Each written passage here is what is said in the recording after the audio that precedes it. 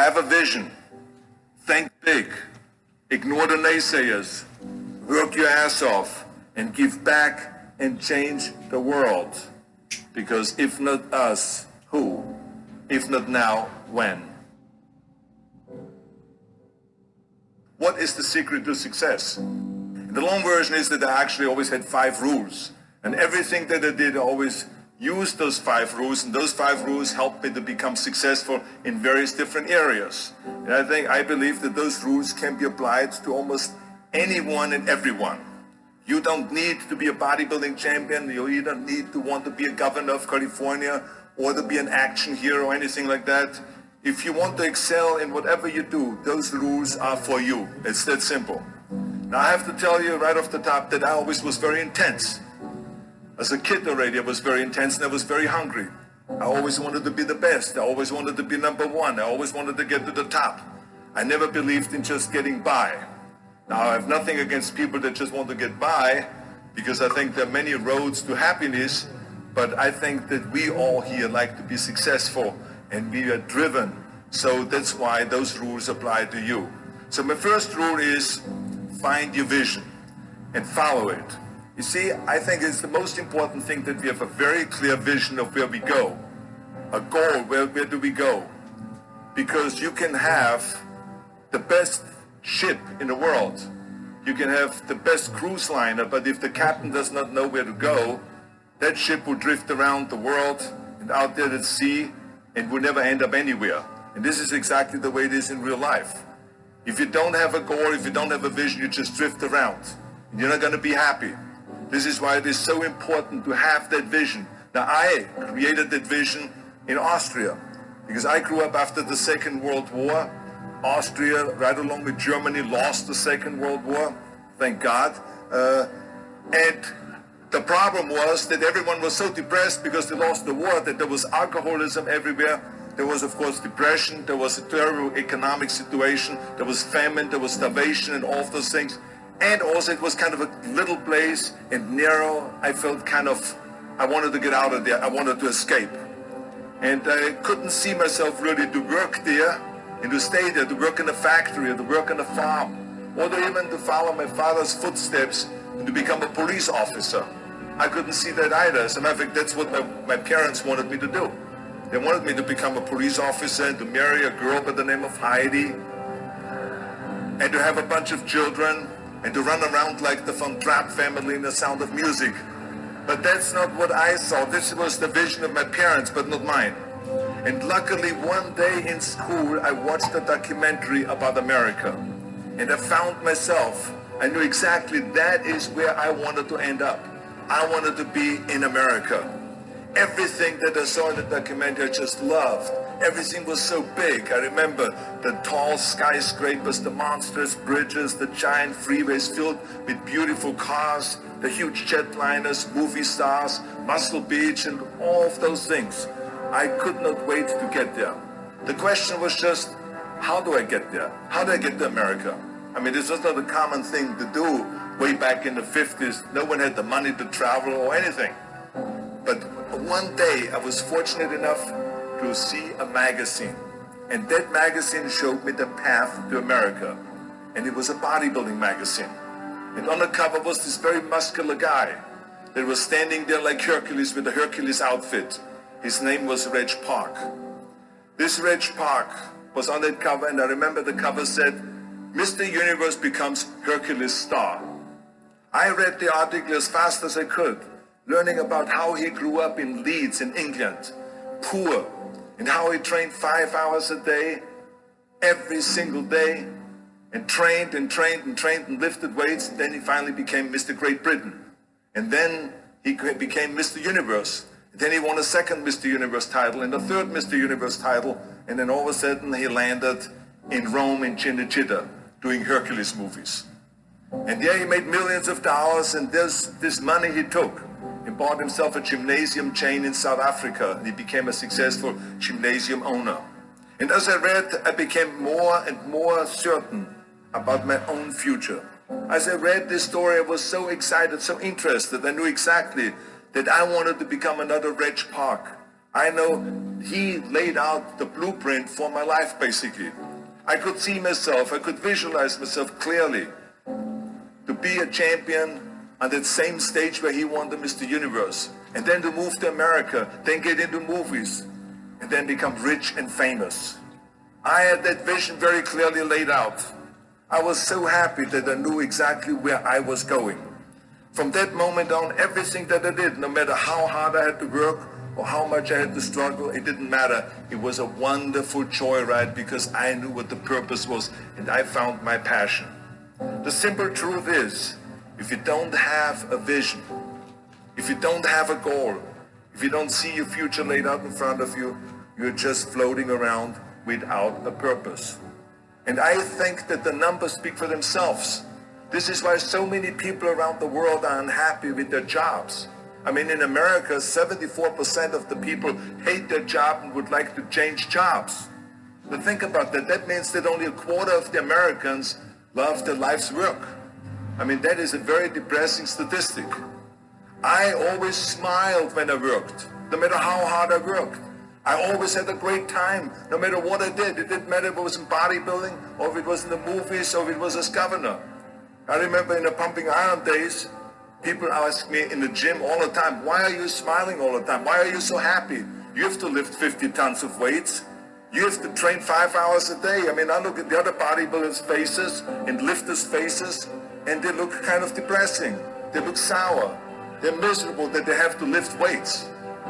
You don't look miserable, you look happy. And I tell them always, I say, I smile because I know exactly that every rep that I do, that every set that I do, every weight that I lift, I get one step closer to turning that vision of mine into reality and becoming that Mr. Universe.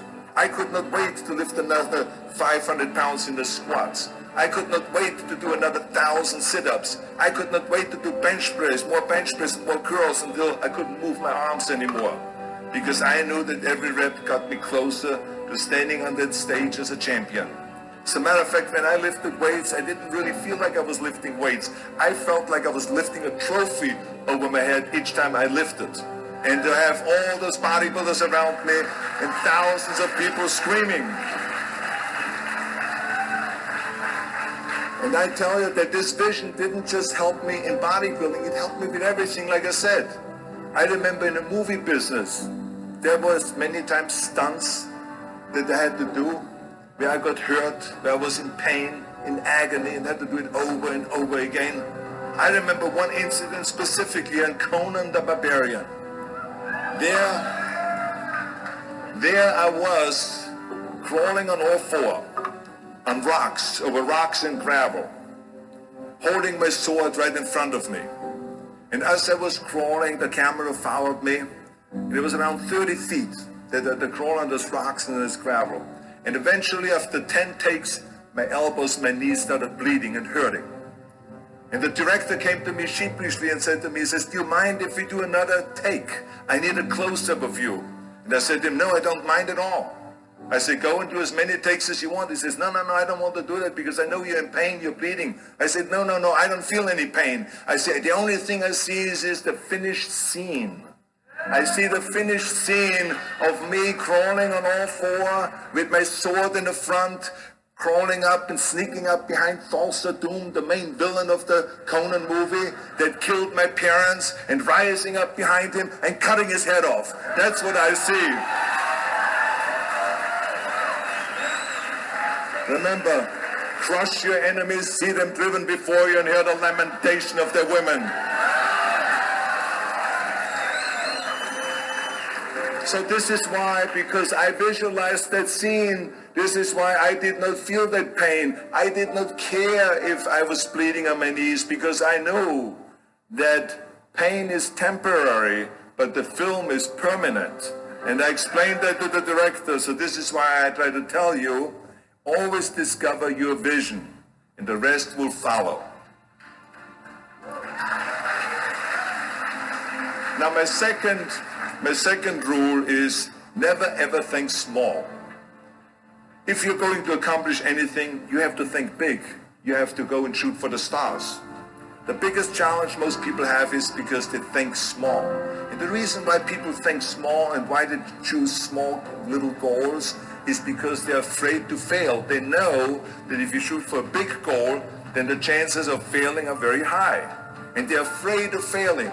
It's one of the most common things why people are frozen and why they cannot make a move in life, because they're scared of failing. I say to myself, hey, I'm not worried about failing because that's part of life. You're not going to go and win everything. And how far can you fall? Look at this. This is the ground. That's as far as I can fall. And you know something? That the only time you really consider the failure is if you fall and you don't get up. But if you get up, you never consider the failure. So I never considered myself a failure. I always considered myself a winner, even though I fell every so often. But I always got up and I always moved forward. This is the important thing. I never had any patience, of course, for thinking small, because in German we have a saying, wenn schon, denn schon. And that means that if you do something, then go all out and do it well. And this is not just the case in bodybuilding. I didn't just want to be a bodybuilding champion. I wanted to be the greatest bodybuilder of all times. I wanted to have the most muscle, the most muscle of all times, the most definition. I wanted to win the most trophies, the most world championship titles. I just wanted to be the best.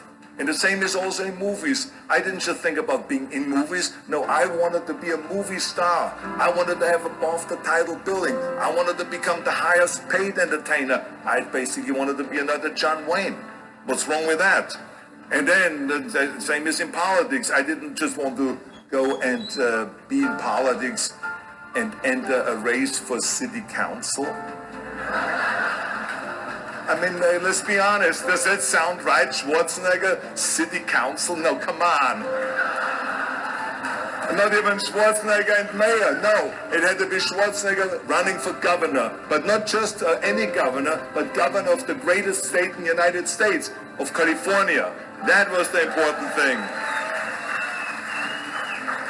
I give you an example of thinking big. When I became governor, I wanted to rebuild California's ancient infrastructure.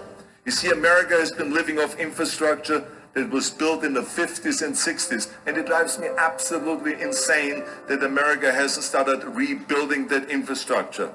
I mean, we haven't invested in new roads or in new transit, or in schools, or in energy, or anything like that for decades.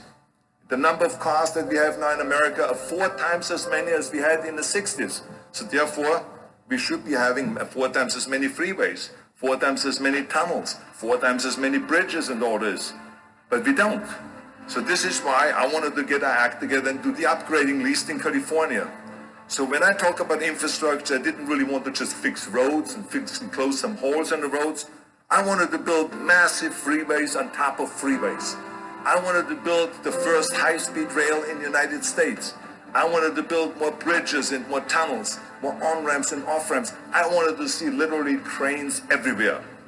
Well, there was no excuse for Californians to get stuck in traffic, and there was no excuse really to send your kids in overcrowded classrooms and schools, and there was also no excuse that Los Angeles has a 100-year-old sewage system. That's shitty, I think. At first, of course, some of the legislators looked at me like I was absolutely insane when I told them this vision. They were willing to spend maybe $5 billion, which of course is petty cash in compared to what my vision was. But so some politicians, of course, had a hard time to see the big picture because they didn't really ever travel outside California. So they haven't really seen big infrastructure. They haven't really seen big infrastructure all over the United States, or maybe in Asia, in China, or in Korea, or in Brazil, or in European countries, or here in Australia, maybe. So they haven't seen that. And then, of course, there are other politicians that simply don't have a vision of the future past the next election, which is a common problem politicians have all over the world. So it was my job as governor to motivate them, and to take them and to see the traffic jams in Los Angeles, and to see the overcrowded classrooms, and to see all the problems that we have. That I kept pushing and pushing, and I pumped them up enough that eventually they saw the big picture. And eventually Democrats and Republicans came together, and we invested $60 billion to rebuild California's infrastructure, the biggest investment of our state in 50 years. So that's what we did because we had a big vision and everyone bought in on this big vision. So remember, never think small, think big. My third rule is ignore the naysayers. I think it is natural that when you have a big vision and big dreams and you have big goals that people are going to say around you, I don't think it can be done. I think it's impossible or no. I tell you, I heard this all the time, but I want to tell you, don't ever let them stop you from dreaming and from shooting for the big goal. Because eliminate just simply those words, no, impossible, and it can't be done. I mean, in each one of my careers, when someone said it's impossible, I heard it's possible. When someone said it can't be done, I heard it can be done. And when someone said no, then I heard loud and clear, yes. So this is what I believe in. I am a big believer of what Nelson Mandela said. He said it always seems to be impossible and still someone does it. And that's exactly what it is. And I wanted to be that one that does it. I wanted to break the new records, and I wanted to do something that no one else has ever done. So I think that's what you need to do. Don't ever be worried about that someone hasn't done it. Just think about how many times my career would have stopped. My career would have ended if I would have listened to the naysayers. I mean, it started right away when I was 15 years old, and I became a bodybuilder. Right after that, when I said, I want to be a world champion in bodybuilding, I want to be Mr. Universe. They immediately said, are you crazy? You're in Austria. In Austria, you can become a ski champion or a bicycle champion or something like that, but bodybuilding is an American sport. Forget about it. It's nuts. Then when I wanted to move to America, they said again, it's impossible. You will never be able to do that. You have no money. You're all by yourself. And then when I wanted to go into show business, after I won 13 world championship titles in bodybuilding, I said, I want to be like Reg Park. I want to be a Hercules. I want to get into movies. Well, I tell you, when I met those agents and managers and studio executives, their reaction was, oh, Arnold, that is so funny. You want to be what, a leading man? Oh, come on. I mean, look, first of all, let's start with your body. Look at your body. I mean, you're overdeveloped. You're gigantic. You're like a monster. Are you kidding me? Do you know what the new thing, the new trend is? It's little guys like Dustin Hoffman, Al Pacino, Woody Allen. Those are the new sex symbols. Don't you get it? And then your accent, oh, it gives me the chills just listening to your German bullshit. Come on now. I mean, oh God, I mean, it's like, it's scary when you talk. It's unbelievable. I mean, have you ever, Arnold, I mean, this year, have you ever seen an international movie star with a German accent? It doesn't happen. Forget about that. And then your name, what is it, Schnitzel or something like that? Yeah, I can see that name already up there on the billboard. Yes, and people are going to storm the theater and the movie houses because Schwarzenegger is starring in the movie. Oh yeah, I can see that already. So that's what they said. They said to me, it says, look, forget about it. You're a nice guy. I mean, you're bodybuilding champion. Why don't you open like a gymnasium or a health food store or something like that? We can help you with that. And then we get you on the side some little parts, like maybe playing a bouncer. I mean, with your body, perfect. Or maybe a wrestler. I have a good idea with your accent, a Nazi officer. Now that's really great for you. I call my buddies over at Hogan's Heroes. I mean, they would probably use someone like you. So that's what they said. Imagine that. Everywhere I turned, they said, no, it won't happen, it's not going to happen, and forget about it. Luckily, I did not listen. I did not listen because I knew if I worked hard enough, and if I worked as hard as I did in bodybuilding, 5-6 hours a day, that I will make it, that I could prove them wrong. And I started working very hard. I started taking acting classes, English classes, speech classes, dialogue classes, even accent removal classes. I ran around all day saying lines like, a fine wine grows on a vine. Because you see, we Austrians and Germans have a difficult time with the V and with the W and with the F, we get it all mixed up. So it was a fine wine grows on a vine. Or the sink is made out of zinc. And all those kind of lines. I said, oh, and you know something? All of a sudden, I got a little break. In the early 70s, I remember All of a sudden, I got a TV show, a little part, then another little part, and then all of a sudden I got a phone call from Lucille Ball to be in her special Happy Anniversary and Goodbye, which was with Art Carney. I had this 6-minute scene as an Italian masseur. Now, most people don't know the difference between an Italian accent and the German accent, so I got away with my German accent. But I played this Italian masseur, and I was so delighted. And then right after that, I got a guest starring role in Streets of San Francisco with Michael Douglas and Carl Malden, and then Pumping On and Stay Hungry. And then, of course, I landed the big role as Conan the Barbarian. So finally, I got the big break.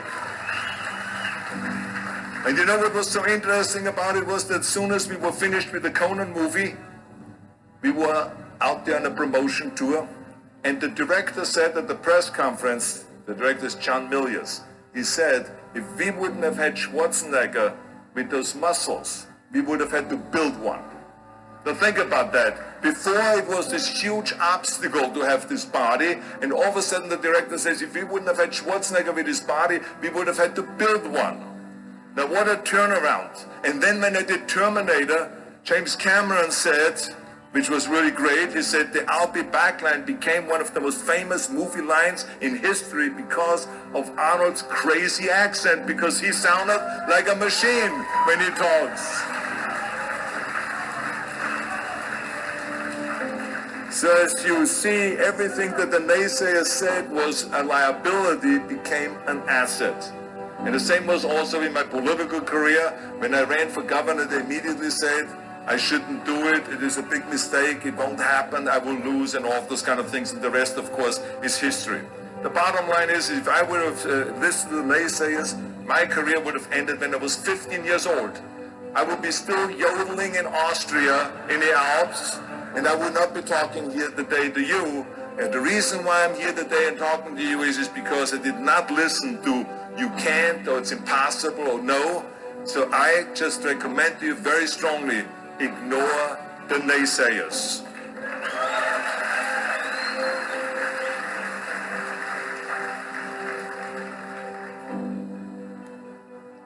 My fourth rule is work your ass off. Nobody ever stumbled upon success by accident, except maybe the guy who found gold in California. But don't ever think that you can be that guy. I mean, you never want to fail because you didn't work hard enough. I always believed no stone unturned. Work your butt off. That's what I always believed. No matter what you do, work. I remember Muhammad Ali, one of my great heroes, had a great line in the 70s when he was asked, how many sit-ups do you do? He said, I don't know, because I start counting only when it starts burning. When it starts burning, that's when it starts counting. You see, that's what makes you a champion. It doesn't matter in what area you're in. No pain, no gain. The bottom line is, one of my rules, which is work your butt off. If you don't apply that rule, all the other rules won't mean anything. I mean, it drives me absolutely nuts when people say, I don't have time to work out. Have you heard that many times? I don't have time to work out, or I have worked so hard all day, I'm tired, I cannot work out anymore, or I cannot read another book, or I cannot improve myself, or I don't have time, or I work so hard that I cannot really improve my business, or I cannot grow as a person, or any of those things. What the hell are we talking about here? I mean, the day is 24 hours, you sleep 6 hours, so you have 18 hours left. I mean, I know there's some of you out there that say, well, wait a minute, I sleep actually 8 hours, but that's just sleep fast though, okay? You don't, I mean, let's not get bogged down with this stuff here.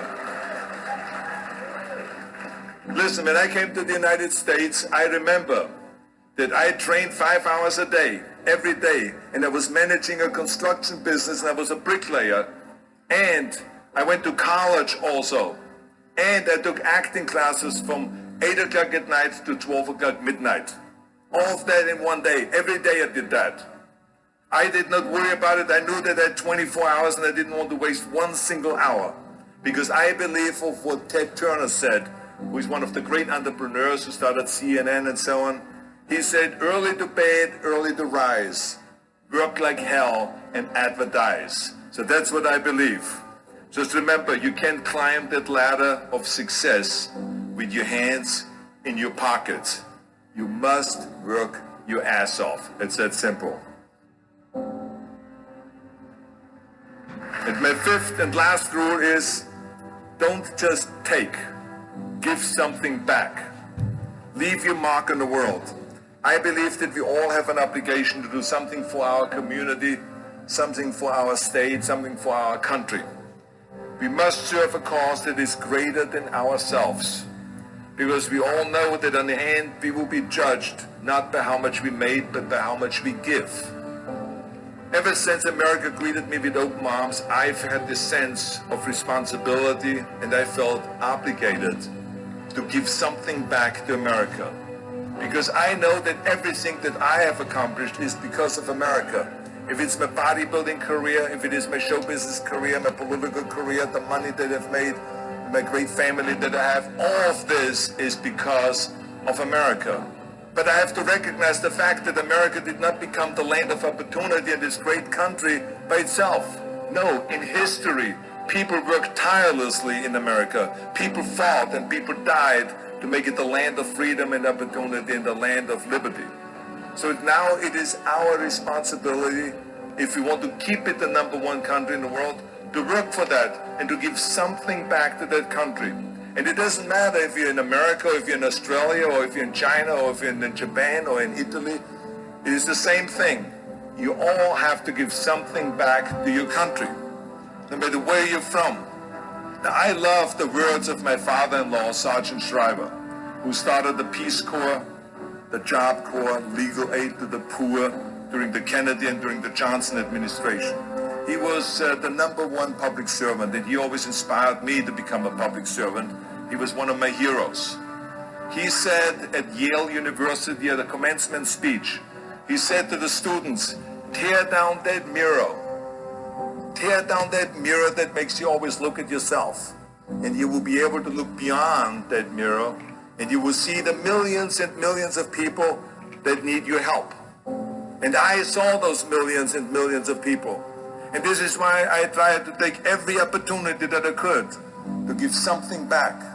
I started training Special Olympians, people that were intellectually handicapped, to help them with weightlifting and powerlifting. I became the international powerlifting coach and the torchbearer for Special Olympics. Then later on, I joined the Simon Wiesenthal Center to fight prejudice, so we don't have the things happening again as we had during the Second World War, during the Nazi Reich. And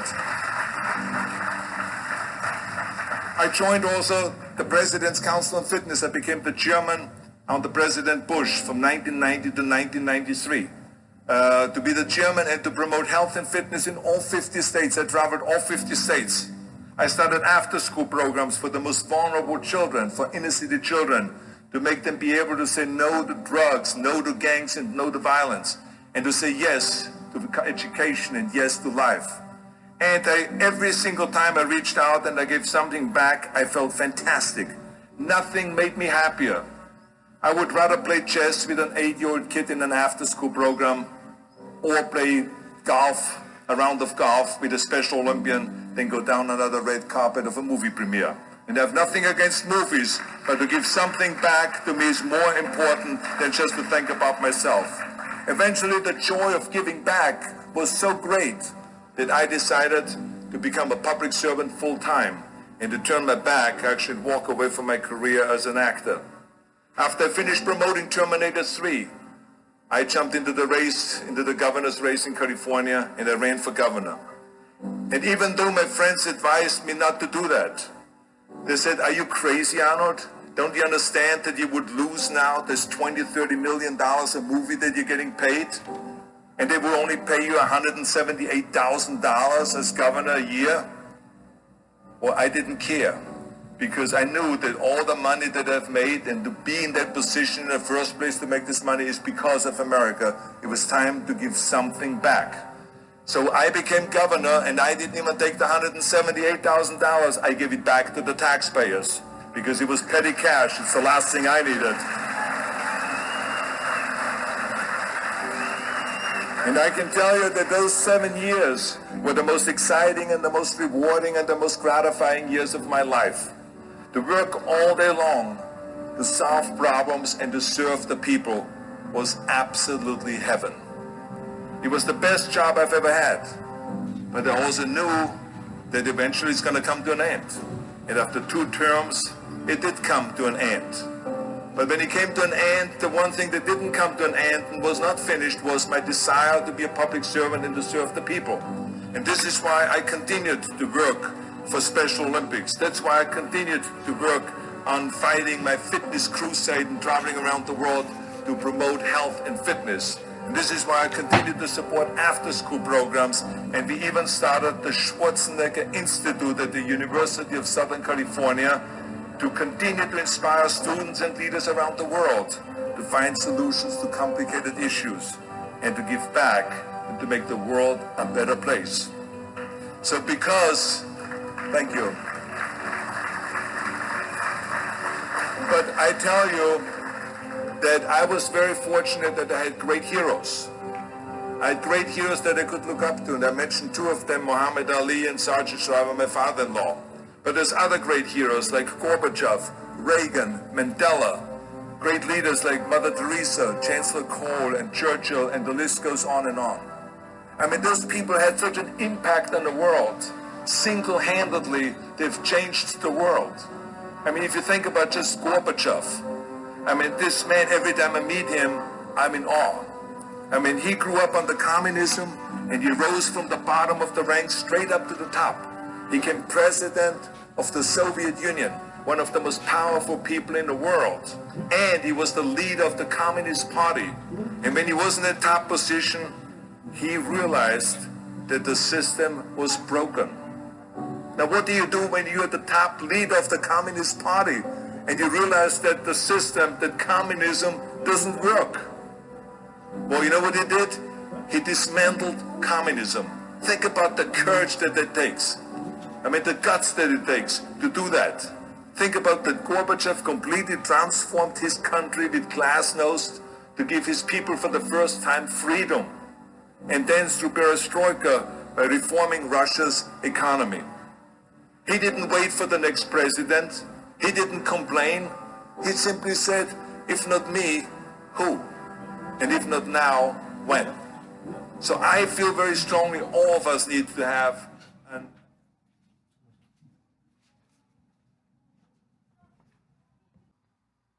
Thank you for your watching.